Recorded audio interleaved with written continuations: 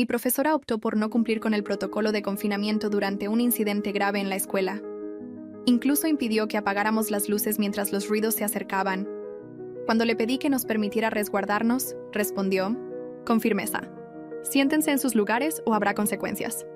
Solo la miré, sin palabras. Eso ocurrió hace un año. La semana pasada, las autoridades la escoltaron fuera de su apartamento en medio de un procedimiento judicial. Estaba en la clase de historia avanzada de la profesora Brown, cuando el aviso de confinamiento resonó por los altavoces.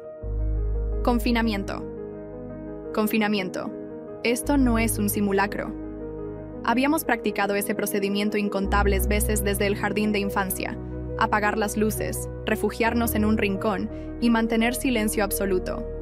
Todos comenzamos a actuar por instinto, pero ella se colocó frente a nosotros con esa expresión que adoptaba cuando alguien cuestionaba sus decisiones. Regresen a sus asientos de inmediato, dijo con un tono que no admitía réplica. Hoy no se ha autorizado ningún simulacro. Levanté la mano como solía hacer. Profesora Brown, el protocolo establece que... En este salón se siguen mis instrucciones, interrumpió. Siéntense o sus calificaciones se verán afectadas. A continuación, inició su discurso habitual sobre su trayectoria de 25 años en la docencia y cómo nuestra generación necesitaba aprender a seguir indicaciones, sin cuestionamientos. La profesora Brown era conocida por su rigor en aspectos menores, pero mostraba poco interés en la enseñanza real. Registraba faltas por llegadas tardías de segundos, pero entregaba calificaciones altas en trabajos que claramente no revisaba, con atención. En una ocasión, incluí un párrafo completo sobre Bob Esponja en medio de un ensayo para ponerla a prueba. Recibí un 98. La mayoría de nosotros regresó a nuestros asientos. Nadie quería arriesgar su promedio académico, y era probable que solo se tratara de otro ejercicio de rutina. Pero entonces el aviso se repitió, esta vez con urgencia. Código rojo, código rojo. Todo el personal y los estudiantes deben seguir los procedimientos de confinamiento de inmediato. Eso nunca ocurría en los simulacros. Generalmente se anunciaba una sola vez. Una sensación de angustia me invadió, similar a la que siento antes de un examen importante para el que no he estudiado, pero mucho más intensa. No podía apartar la mirada de la puerta. El pasillo seguía iluminado. En los simulacros, los profesores apagaban las luces de inmediato. Fue entonces cuando lo escuché. Un ruido seco, similar a petardos, pero diferente. Todos los teléfonos comenzaron a vibrar al mismo tiempo. Revisé el mío discretamente bajo el escritorio. Mi novio, Tyler, estaba en el laboratorio de química, a 2 pasillos de distancia. Su mensaje decía: estoy escondido en el almacén de suministros. Alguien tiene un arma. ¿Dónde estás? Más mensajes llegaron en secuencia. Mostré mi teléfono a la profesora Brown. Tyler dice que hay alguien con... Entiendo lo que están intentando hacer, me interrumpió. Si creen que pueden inventar una situación para ponerme en una posición difícil, están equivocados. Los ruidos se volvieron más fuertes y cercanos. Alguien gritó en el pasillo, un grito que no tenía nada de divertido. Ella comentó: probablemente sea el grupo de teatro ensayando, pero incluso su voz ya no sonaba segura. Desde mi lugar podía ver el aula del profesor Peterson al otro lado del pasillo, completamente a oscuras, sin movimiento, exactamente como debía estar en una situación real. Mis manos temblaban tanto que apenas podía teclear. La profesora no nos deja resguardarnos. Tyler respondió de inmediato: ¿qué? Busca un lugar seguro ahora mismo. Ben, un compañero que nunca generaba conflictos, intentó hablar con ella. Profesora Brown, por favor, esto no parece un simulacro. Las emociones no son hechos, respondió ella. Vuelvan a sus asientos. Se escucharon más pasos apresurados en el pasillo, muchos pies moviéndose en la misma dirección, alejándose de algo. El altavoz volvió a activarse, pero la transmisión se cortó a mitad. Fue en ese momento cuando escuchamos los disparos. Ya no eran ruidos lejanos. Eran claros, metálicos, reales.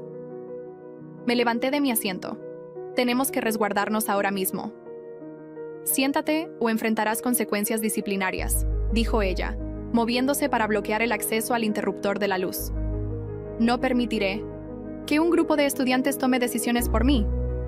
Algo dentro de mí se quebró. No me importa, respondí. y me dirigí hacia las luces. Fue entonces cuando el grupo perdió la compostura. La mitad de la clase corrió hacia la zona segura. La otra mitad permaneció inmóvil, dividida entre el hábito de obedecer y el instinto de supervivencia. Ella intentó detenerme agarrándome del brazo, pero me solté. Seguía hablando sobre la falta de respeto y las consecuencias, mientras nosotros movíamos los escritorios para bloquear la puerta. Alguien lloraba en silencio. Otro compañero rezaba. Los que habían dudado finalmente se arrastraron hasta nuestro rincón.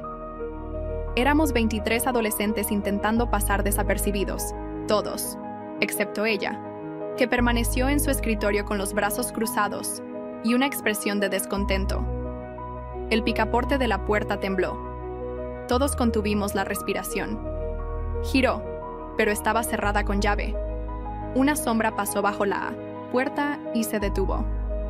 Podíamos escuchar una respiración agitada del otro lado, o quizá era solo el sonido de mi propio corazón. Los pasos se alejaron lentamente. Fueron los segundos más largos que he vivido. El equipo de emergencia nos encontró 40 minutos después. La profesora Brown seguía insistiendo en que habíamos reaccionado de manera exagerada ante un simple ejercicio. Una semana más tarde, supimos la razón. El responsable era Jack Wilson, un excompañero de mi clase de inglés de segundo año. El chico tranquilo que solía sentarse en la última fila dibujando personajes de anime en su cuaderno. El mismo al que le había prestado un lápiz apenas una semana antes. Un paramédico me revisó afuera del edificio. Aunque era mayo, mi cuerpo temblaba como si tuviera frío. La detective Santos, con su libreta en mano, se agachó a mi altura para tomar mi declaración. El aviso por los altavoces, las órdenes de permanecer sentados, los ruidos acercándose cada vez más. En el estacionamiento, los padres corrían desesperados. La madre de Tyler lo abrazaba una y otra vez, mientras él miraba al vacío con expresión ausente. La detective me mostró capturas de pantalla de mis mensajes. 23 estudiantes han dado el mismo relato, me dijo. Ella sigue afirmando que todo es falso. Esa noche no pude dormir. Al día siguiente, una llamada automatizada del distrito escolar informó que las clases estaban suspendidas hasta nuevo aviso y que habría consejeros disponibles en el centro comunitario. Mi madre solicitó permiso en su trabajo para quedarse en casa conmigo, pero me encerré en mi habitación, repitiendo una y otra vez en mi mente aquellos interminables minutos. Las noticias locales mostraban a la profesora Brown en una entrevista, afirmando que había mantenido el control durante el incidente. Mi madre, visiblemente alterada, apagó el televisor de un golpe. Tyler me envió un enlace a un video grabado, desde el aula del profesor Peterson. Se veía a todos los estudiantes escondidos en silencio, mientras se escuchaba la voz de nuestra profesora a través de las paredes, hablando de miedo infundido. El video ya tenía miles de reproducciones, en pocas horas. Los comentarios eran contundentes, pero lo más doloroso era saber que 2 estudiantes habían perdido la vida en el pasillo de matemáticas y que 3 más estaban hospitalizados, todos de aulas donde sí se había seguido el protocolo de inmediato. Mi padre llegó y se hizo cargo de la situación. Durante el trayecto a casa, la radio permaneció apagada. Ambos nos sobresaltamos cuando una motocicleta pasó a toda velocidad por un semáforo en rojo. Nuestra casa olía como siempre, a café y detergente, pero todo se sentía diferente. Papá preparó espaguetis, pero no pude probar bocado. Mi teléfono no dejaba de vibrar con mensajes de compañeros preguntando por qué la profesora no nos había permitido resguardarnos. Al día siguiente, la madre de Ben lo llevó a mi casa. Necesitaba hablar con alguien que hubiera estado allí. Nos sentamos en el porche delantero, pero las palabras no fluían. Ben intentaba empezar frases que no podía terminar, frases sobre lo cerca que había estado de quedarse en su asiento, sobre lo que habría pasado si no hubiera apagado las luces. Sus manos temblaban tanto como las mías. Los padres de Tyler lo recogieron más tarde esa tarde. Nos sentamos en la mesa del patio trasero, bajo el gran roble. Tyler se subió los jeans y me mostró los moretones oscuros en sus rodillas, producto de haberse escondido detrás de los estantes de almacenamiento químico. Su voz era monótona cuando me contó cómo los disparos se acercaban cada vez más y cómo sabía que yo estaba a solo 2 pasillos de distancia, pero no podía hacer nada al respecto. Permanecimos allí durante horas, sin hablar realmente del tema, pero tampoco de otra cosa, mientras sus dedos desprendían astillas de la mesa de madera. El 5.º día, mi madre pasó la mañana haciendo llamadas. Para el mediodía, había contactado a Rebecca Thompson, una abogada especializada en casos de seguridad escolar. Su oficina en el centro estaba cubierta con recortes de periódicos sobre demandas por negligencia en instituciones educativas. Rebecca revisó las notas de mi madre y comentó: "Lo que hizo la profesora Brown fue más que un error de juicio. Mantener a los estudiantes expuestos durante una situación de riesgo real los puso en una posición vulnerable". Explicó que otras familias ya estaban considerando acciones legales, pero que los cargos penales dependerían de la fiscalía. La reunión comunitaria del sexto día se volvió caótica. En cuanto la profesora Brown entró al centro cívico acompañada de su representante sindical, los padres comenzaron a hacerle preguntas con voz alterada. Ella mantuvo su postura, repitiendo que había actuado según su criterio profesional. Alguien lanzó una botella de agua que impactó contra la pared detrás de ella. Los guardias de seguridad tuvieron que intervenir para sacarla del lugar. Esa misma noche, la detective Santos me llamó con una pregunta que me heló la sangre. ¿La profesora Brown mencionó alguna vez a Jack Wilson en clase? Resultó que Jack había presentado una queja formal contra ella 3 años antes por trato inadecuado. Mi madre buscó en línea y encontró una transcripción de una reunión de la Junta Escolar de 2021 que mencionaba una queja estudiantil sellada, con fechas que coincidían. El día 7, por fin me obligué a ducharme y cambiarme de ropa. Mi padre preparaba panqueques como cualquier otro domingo, pero ambos nos sobresaltamos cuando sonó el timbre. Era solo el repartidor, pero ese momento de pánico se estaba volviendo parte de nuestra nueva realidad. Esa noche, las noticias confirmaron lo que todos ya sabíamos. Jack Wilson era el responsable. Mostraron su foto del anuario, ese chico callado que apenas recordaba de primer año. Pero el presentador reveló algo más impactante. Jack había presentado una queja formal contra la profesora Brown años atrás por abuso de autoridad. Mi madre llamó inmediatamente a nuestra abogada, mientras mi padre buscaba registros en línea. El día 8, Tyler pasó por mí y fuimos al estacionamiento vacío de un centro comercial. Permanecimos sentados en el auto con el motor apagado. Sus manos apretaban el volante hasta que los nudillos se pusieron blancos. Finalmente dijo: ella lo sabía. Tenía que saber que podía ser él. Ben comenzó a enviar mensajes a nuestro grupo con información que sus padres habían encontrado. Otros estudiantes recordaban cómo la profesora Brown tenía conflictos con Jack. El día 9, la detective llegó a nuestra casa con una orden judicial para revisar el expediente de la profesora Brown. Hemos encontrado algo, dijo. Jack no fue el único que presentó quejas contra ella. Hay otras 6, todas archivadas sin seguimiento. Necesitaba mi declaración detallada sobre lo ocurrido en el aula. Me senté en la mesa de la cocina con 1900 el formulario en blanco frente a mí. La primera línea pedía una descripción de los hechos, pero no sabía cómo empezar. La detective esperó pacientemente mientras intentaba plasmar en palabras cómo la profesora Brown se había mantenido frente al interruptor de la luz, mientras escuchábamos los disparos acercarse. El día 10, mi teléfono vibró con una alerta de noticias. La Junta Escolar había suspendido a la profesora Brown mientras duraba la investigación. Su sindicato emitió un comunicado llamando a no juzgar apresuradamente a una educadora con 25 años de servicio. Los comentarios en línea estaban divididos. Algunos la defendían, otros pedían responsabilidades. Mi madre cerró mi computadora. «Deja de leer eso», me dijo. Pero ya había visto mi nombre mencionado en docenas de publicaciones. Esa tarde, el director Foster visitó nuestra casa. Se sentó en el sofá con la mirada fija en sus manos mientras le contaba a mi madre sobre las quejas acumuladas a lo largo de los años. Los padres decían que era demasiado estricta, pero como sus estudiantes obtenían buenos resultados en los exámenes, nunca se tomó ninguna medida, confesó, con la voz quebrada. El día 11 comenzó con mi teléfono sonando a las 6 de la mañana. Alguien había filtrado el manifiesto de Jack, donde detallaba su resentimiento hacia la profesora Brown. 3 páginas completas sobre cómo ella lo había humillado públicamente y arruinado sus oportunidades académicas. Nuestra abogada convocó una reunión de emergencia con las 23 familias del salón. El distrito escolar sabía del conflicto entre Jack y la profesora, reveló Rebecca. Su terapeuta había enviado una advertencia 2 meses antes del incidente. El día 12, me desperté con 47 notificaciones. La profesora Brown había dado una entrevista en un podcast, donde me llamó estudiante problemática, y tergiversó los hechos. Mi madre presentó una demanda por difamación en cuestión de horas, pero el daño ya estaba hecho. Mi red social se llenó de mensajes de extraños acusándome de mentir. El día 13, Tyler llegó con su bolsa de dormir. Ninguno de los dos podía estar solo. Nos quedamos despiertos hasta las 3 de la mañana, repasando una y otra vez los eventos de aquel día. ¿Podría haber accionado la alarma de incendios desde el laboratorio de química? Se preguntaba Tyler. Tal vez eso habría salvado a todos antes de que comenzara. El esposo de la profesora Brown, un agente inmobiliario local, inició una campaña de recaudación de fondos para su defensa legal.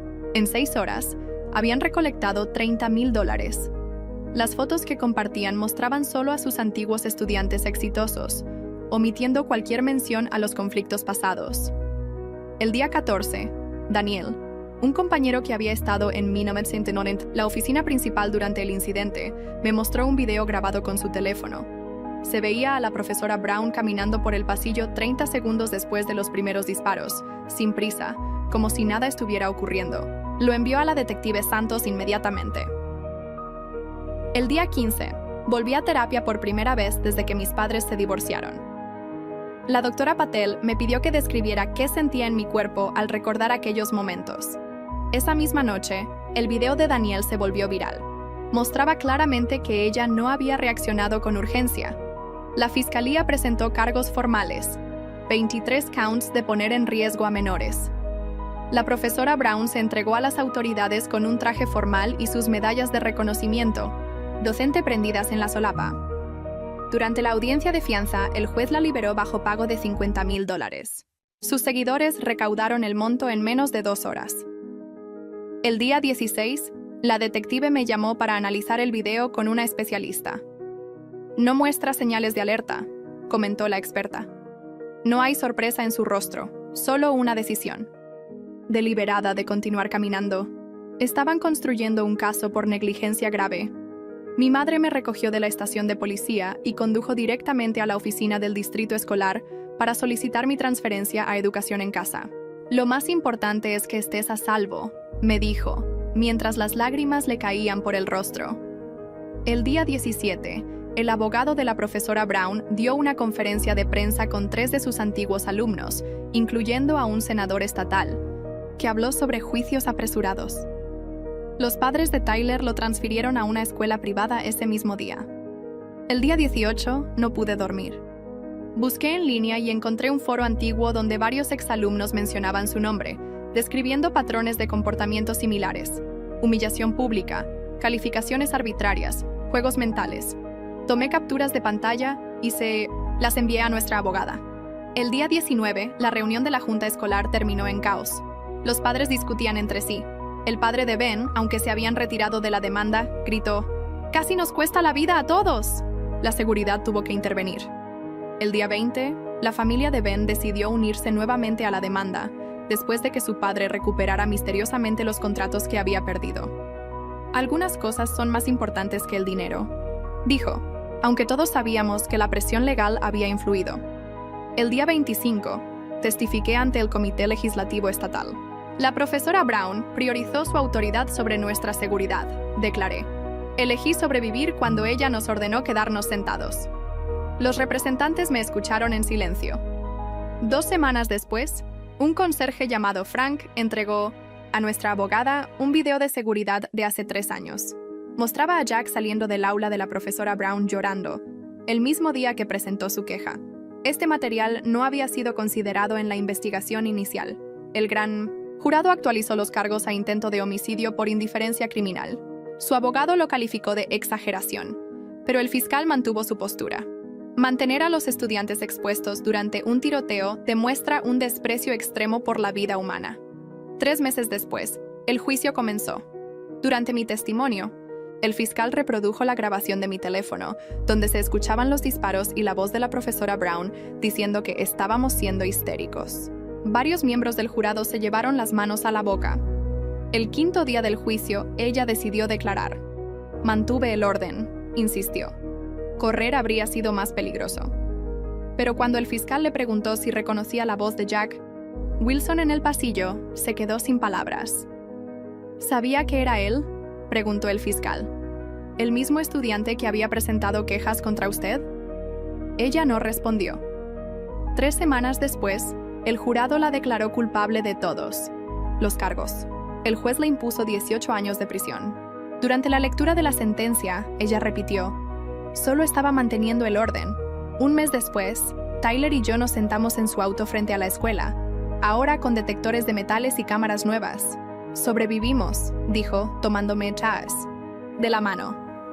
No era una pregunta, sino una afirmación. Ben habló ante la junta escolar en primavera, pidiendo cambios en el manejo de quejas contra docentes. Ningún estudiante debería tener que elegir entre su seguridad y sus calificaciones, declaró con voz firme. Yo comencé mis estudios en política educativa en la universidad. Mi compañera de cuarto no sabía lo ocurrido, y por unas semanas fui simplemente una estudiante más. Pero en las vacaciones de invierno, al pasar frente a la escuela y ver a los niños jugando al baloncesto, supe que nunca volvería a ser la misma. Había perdido la inocencia aquel día, pero también había encontrado una voz. Tyler y yo nos encontramos en nuestra antigua cafetería. Aunque aún revisábamos las salidas y nos sobresaltábamos con ruidos fuertes, estábamos aprendiendo a vivir con ello. «Estamos escribiendo nuevos capítulos», dijo. Sonaba cursi, pero era cierto. Las cicatrices permanecerían, pero éramos más que lo sucedido en el Salón 203. Éramos los jóvenes que nos habíamos negado a quedarnos sentados cuando levantarnos significaba salvar nuestras vidas. El día 26 comenzó con una reunión de emergencia en la oficina de nuestra abogada. Rebecca Thompson tenía pilas de documentos esparcidos sobre la mesa, testimonios de exalumnos, registros disciplinarios sellados y un informe psicológico de Jack que nunca había sido considerado. La profesora Brown no era solo negligente, dijo, señalando una línea resaltada. Tenía un patrón de comportamiento abusivo documentado en 3 escuelas diferentes, y el distrito lo sabía. Mi madre apretó mi mano mientras leía en voz alta fragmentos del informe. Humillación pública sistemática, manipulación emocional, creación de un ambiente de miedo como herramienta de control. El padre de Tyler golpeó su cuaderno contra la mesa. Esto no es solo una demanda civil, es un caso criminal que va mucho más allá de aquel día. Esa tarde, la fiscalía citó a la madre de Michael Johnson, uno de los estudiantes que no sobrevivió. La señora Johnson entró a pesimismo la sala con los ojos hinchados y una caja de documentos. «Mi hijo dejó un diario», dijo, colocando un cuaderno desgastado sobre la mesa. Jack no era el único que escribía sobre ella. Hojeó las páginas hasta encontrar una entrada de marzo. La profesora Brown dijo que nunca sería nada, que mi familia era basura. Hoy me hizo pararme frente a la clase mientras leía mi ensayo en voz alta, riendo de mis errores. Todos se rieron. Yo solo quería desaparecer. El silencio en la sala era asfixiante. La madre de Sofía García, la otra víctima, puso una foto sobre la mesa. Su hija sonriendo en el baile de graduación, 3 semanas antes del tiroteo. Ella seguía todas las reglas, susurró. Confió en que los adultos la protegerían.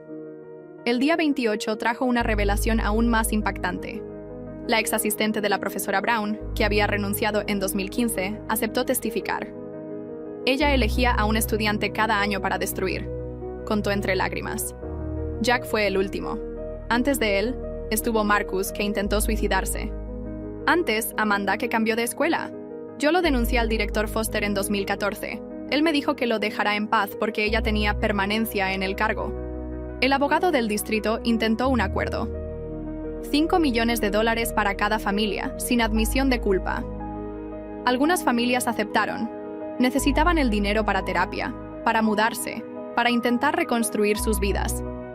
Pero 15 de nosotros, incluyendo a Tyler y a mí, nos negamos. No se trata de dinero, dijo Ben, por primera vez con voz firme. Se trata de asegurar que esto nunca más le pase a nadie. El juicio penal comenzó en una fría mañana de noviembre. La sala del tribunal estaba abarrotada. Padres llorando, reporteros tomando notas, estudiantes de otras escuelas que vinieron a mostrar apoyo. Cuando subí a declarar, mis rodillas temblaban tanto que apenas pude llegar al estrado. El fiscal me guió a través de aquellos 47 minutos, paso a paso. ¿Qué dijo la profesora Brown cuando le pediste que los dejara esconderse? ¿Que nos sentáramos o seríamos castigados? ¿Y cuando los disparos se acercaron? Bloqueó el interruptor de la luz y dijo que no perdería su trabajo por niños que querían jugar. El abogado defensor intentó pintarme como una alumna rebelde. ¿Admite que desafió directamente una orden de su profesora? Elegí vivir, respondí, mirando directamente al jurado. Ella eligió su orgullo. El tercer día del juicio fue cuando todo cambió. La fiscalía presentó una grabación mejorada del sistema de seguridad. Entre el ruido de los disparos y los gritos, se podía escuchar claramente la voz de la profesora Brown diciendo: «Si esto es real, se merecen lo que les pase por no respetarme». Mi madre se llevó las manos a la boca. El padre de Tyler golpeó el puño contra la mesa. Incluso el abogado defensor pareció conmocionado. Ese fragmento no estaba en los autos que había recibido. El cuarto día, la profesora Brown subió a la estrado. Llevaba un traje gris impecable y hablaba con calma, como si estuviera dando una clase. Yo mantuve el orden, repetía. En situaciones de pánico, la disciplina salva vidas. Mis alumnos estaban seguros conmigo. Hasta que el fiscal hizo la pregunta que todos estábamos esperando. Señora Brown, ¿reconoce la voz de Jack Wilson en los pasillos? Ella dudó. Sus dedos juguetearon con su collar de perlas. Yo no estoy segura. Vamos a escucharlo, de nuevo, dijo el fiscal.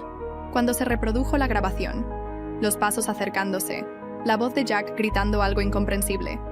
Algo en ella se quebró. Su rostro palideció. Tal vez, susurró.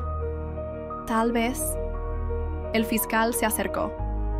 Jack Wilson, el mismo alumno que presentó 3 quejas formales contra usted. El mismo alumno al que reprobó por una nota al pie faltante. El mismo alumno al que humilló públicamente en 2022. ¿No reconoce la voz de un alumno que conoció durante años? El silencio fue tan intenso que se podía escuchar caer un alfiler. Entonces ella explotó. Él necesitaba aprender respeto. Todos ustedes lo necesitaban. Ese es el problema con la generación de hoy. Nadie acepta la autoridad. El jurado no apartó los ojos de ella. Una mujer en la primera fila comenzó a llorar en voz alta. El juez tuvo que decretar un receso. 3 semanas después, llegó el himno de veredicto, culpable en todos los cargos. 23 conteos de poner en peligro a menores, más el cargo de indiferencia criminal. La sentencia fue de 18 años, con posibilidad de libertad condicional después de 12. Cuando el juez leyó la decisión, ella solo negó con la cabeza, murmurando algo sobre justicia distorsionada. En la audiencia de impacto a las víctimas, leí mi declaración con voz temblorosa. Usted nos enseñó que la autoridad sin compasión es peligrosa, que seguir reglas ciegamente puede costar vidas. Llevaré esos 47 minutos conmigo para siempre. Pero usted llevará el peso de sus decisiones. Tyler fue el último en hablar. Mostró las cicatrices en sus manos de cuando arrastró los archiveros para bloquear la puerta. Tuvimos que salvarnos solos, dijo, porque la adulta en la sala decidió que su ego era más importante que nuestras vidas. 6 meses después, el distrito escolar anunció cambios: capacitación obligatoria en salud mental para los profesores, un sistema anónimo de denuncias y simulacros mensuales de tiroteos. El Salón 203 fue reformado como un aula memorial, con una placa con los nombres de Michael y Sophia Tyler, y yo nos graduamos juntos en una ceremonia pequeña en el centro comunitario. Mi madre lloró todo el tiempo. Mi padre me dio un abrazo, tan fuerte que casi no pude respirar. «Eres más fuerte de lo que yo jamás seré», susurró. La universidad fue extraña al principio. Mi compañera de cuarto, Jamie, no supo de mi pasado hasta que vio una noticia antigua en Google. «Wow, Brianna», dijo. «Eres como una heroína». «No», respondí. «Solo soy una sobreviviente». Pero no era del todo cierto. Nos convertimos en activistas. Tyler comenzó un podcast sobre seguridad escolar. Ben trabaja con una ONG que entrena a profesores para reconocer señales de abuso. Yo estudio políticas públicas, especializada en reforma educativa. En el aniversario de 1 año del tiroteo, volvimos a la escuela. El salón 203 estaba diferente. Las paredes pintadas de un azul suave, con murales hechos por los estudiantes. En el lugar donde la profesora Brown solía pararse, había una placa. El coraje no es la ausencia de miedo, sino la elección de actuar a pesar de él. Permanecimos en silencio durante mucho tiempo, apoyados en la pared donde nos escondimos. Entonces, Tyler tomó mi mano. «Sobrevivimos», dijo. No era una pregunta, era un hecho. En el memorial, Colocamos flores para Michael y Sofía, y por primera vez desde aquel día, no me sentí culpable por estar viva, porque aprendimos que la supervivencia no es solo sobre lo que nos pasa, sino sobre lo que hacemos con eso después, y elegimos hacer la diferencia.